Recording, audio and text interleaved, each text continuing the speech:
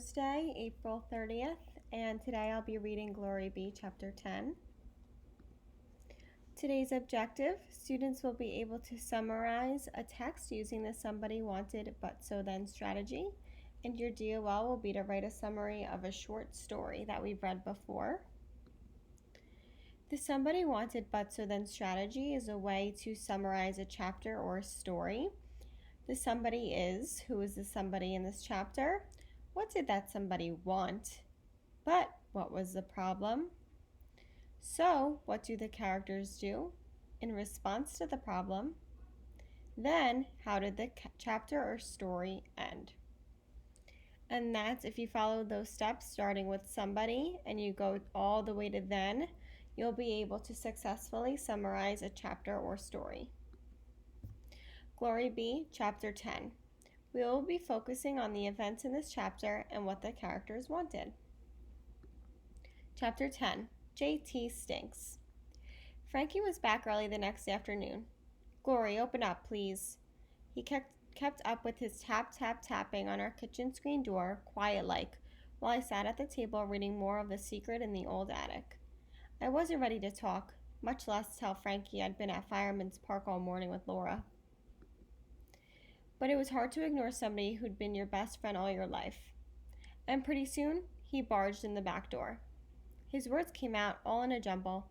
I'm sorry about last night. Not saying to play with you and that girl. My brother's just plain mean. Daddy gets him all riled up, talking about what might happen if somebody's better than him makes the football team. Daddy's mad about everything. Doesn't want me talking to somebody from up north, or somebody who's nice to people from up there. I folded my arms. What are you doing at my house? Don't know, he said, slouching down in the chair next to me. I wish it was last summer. Since he was here sitting at my kitchen table looking pitiful, and since I'd already read The Secret in the Old Attic twice before, I decided to be halfway nice. Where are you going? I asked him. JT says Coach is making everybody work out in shoulder pads, getting in shape for real football practices next month. I'm going over there to watch him sweat. You may worship the ground your mean, ugly brother walks on, but I never want to lay eyes on him again as long as I live. I told Frankie, and I meant it.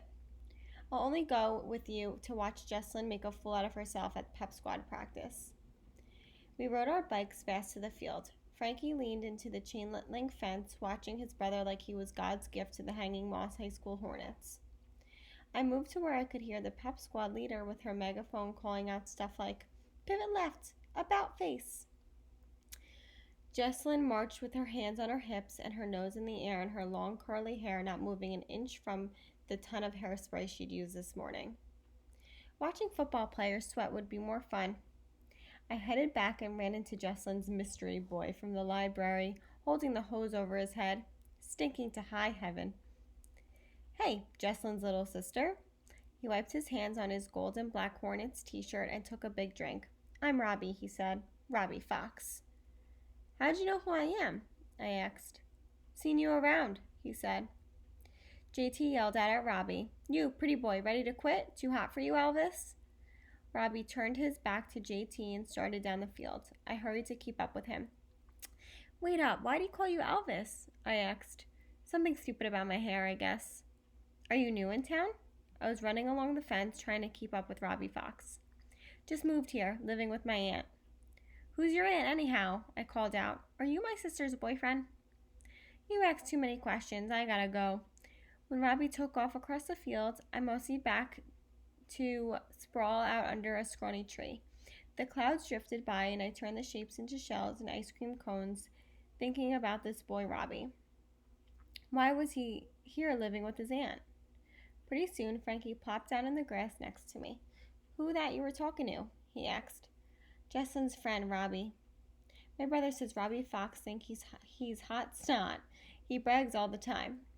Frankie pulled up clumps of grass and tossed them at the fence, about how many touchdowns he made at his other school.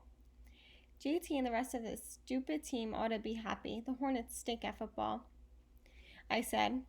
Frankie didn't have an answer to that. He had plenty of book smarts from his encyclopedias, just didn't know diddly squat about football.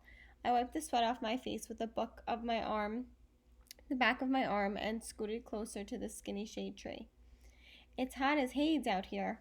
Let's get our bathing suits and head to the pool later. It's closed, Frankie announced, just like the pool was something we didn't have a toe bone about. Might as well have been saying the Piggly Wiggly was closed. What? The community pool's really closed? Why didn't you tell me? Don't have a cow, Glory. Frankie looked past me over at the football players running around the field and the pep squad girls hollering cheers to empty bleachers. You were so mad from last night, I didn't want to say anything, he said. Daddy and the town council put a sign up this morning saying they're fixing the cracks. There aren't any cracks. Daddy's committee had a meeting. He told me and JT it's really to keep the colored people out. Frankie took off his glasses, started cleaning them out on his shirt. His voice got quiet. I'm not supposed to tell. Well, what are we going to do about it? I'll have a sunstroke if I have to spend the rest of the summer with no pool. I'm not swimming in the pee pool where all the babies go wading. I don't know, was all Frankie said. It's not right for some stupid committee of old people to decide who swims in a pool and who doesn't. Why is it a secret anyhow? A secret from who? Frankie put his glasses back and shrugged his shoulders at me. A secret from people like you who'd get mad about it, I guess, he said. Well, it's worth getting mad about. And what about the 4th of July picnic and parade? I asked him. What about my birthday party in 8 more days? It'll open back up by then, I'm sure. Frankie pulled up a few more chunks of grass. He didn't see anything for a minute or two. I don't know, Glory. My brother said it's a good thing that they don't let colored people and Yankees in there to swim, he said. JT thinks coloreds and Yankees stink. You want to know who stinks? JT stinks, that too. He doesn't know anything. And your daddy doesn't run this town, does he? Frankie may have thought his daddy knew everything, but when he said it about the pool, it didn't seem right. I'm going to see for myself.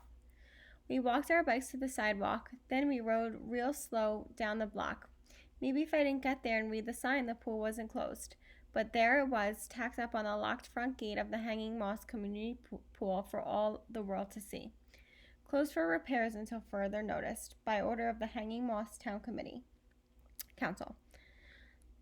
You see anybody in there patching the cracks? I pushed my fingers through the metal fence and peered inside. The water was glimmering and peaceful, not a ripple, not one clue that anything was wrong. I pressed my face up closer for a better look. Is somebody fixing the broken part of the fence over by our mimosa tree? All Frankie said was, nope. I want to rip that pool sign to a million pieces and climb over the fence and swim. Really and truly, what I wanted was to scream real loud at Frankie's daddy, maybe even at Frankie. Deep down inside, a small part of me wanted Laura and her mama to go back onto Ohio so the pool would open. It's not right. It might as well be the dead of winter in there, Frankie, I said. Nobody swimming, no lifeguard whistles, no radios blaring, nothing like it used to be. I pushed my fingers harder through the fence. Frankie just shook his head. I told you so. I'm getting out of here. I rode my bike down the street fast. I leaned in next to the tallest tree shading the library sidewalk. I didn't look back once at Frankie. Okay, so that was chapter 10 of Glory B, and I want to use a somebody wanted but so then strategy to summarize. Somebody. The somebody in this chapter was Glory. I noticed that I used the word somebody when I'm on the somebody step. Wanted. Glory wanted to go swimming at the community pool. But there was a sign on the gate that said the pool has been closed. So, Gloria and Frankie peek in and see that there are no cracks in the pool, and the pool is definitely swimmable. Then, Glory becomes extremely upset and infuriated and rides her bike to the library. So I started with the somebody, and I moved on to the following steps in order to complete a summary of chapter 10. And all you have to do is answer the questions in order to figure out the summary. Your independent work today is a somebody wanted but so then summary. It's an online assignment and you will be doing it for the story Sean the Speedy Snail, which you read the other day and we read in class as well.